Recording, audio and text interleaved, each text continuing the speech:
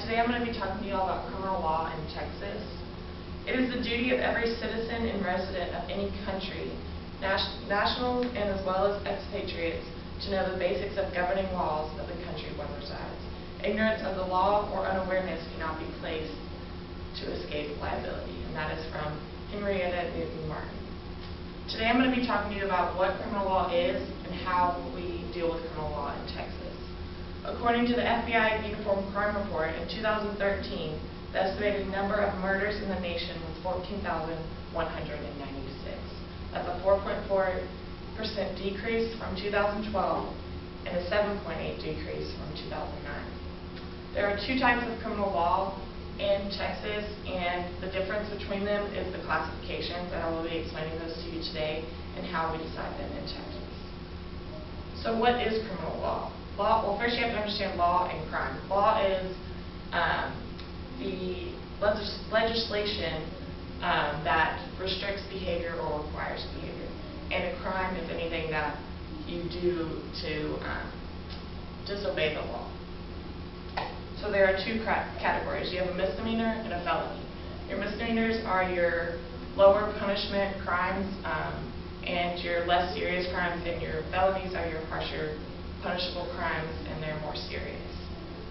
You have three classifications of misdemeanors. You've got Class A, Class B, and Class C.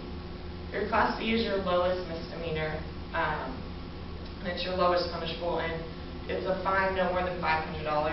Some examples of Class C misdemeanors would be traffic violations, public intoxication, and disorderly conduct. The next level up is Class B.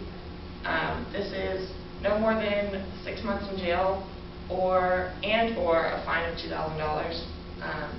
Some examples of your Class B would be DWIs, prostitution charges, and small drug possessions. From there, you move up to your highest level of misdemeanor, and that is Class A. In Class A, you spend no more than a year in jail or a fine not to exceed $4,000.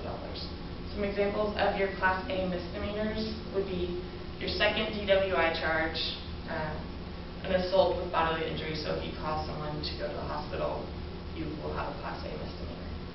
Then we go up to your felony charges. There's 5 felony charges. You have state jail felony, 3rd degree felony, 2nd degree, 1st degree, and your capital felonies. Your state jail felony is your lowest felony charge. It is punishable by 2 years in jail, no more than 2 years in jail, and a fine of not to exceed $10,000.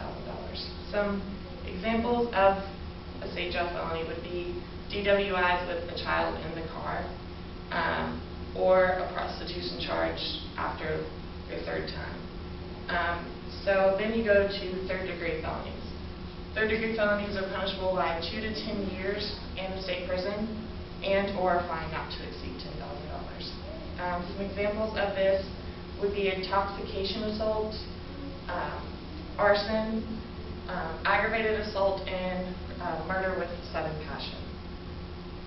Then you move up to your 2nd degree. Your 2nd degree felonies are punishable by 2 to 20 years in prison or a fine not to exceed $10,000. Some examples of these would be intoxicated manslaughter, arson, aggravated assault, and sudden passion.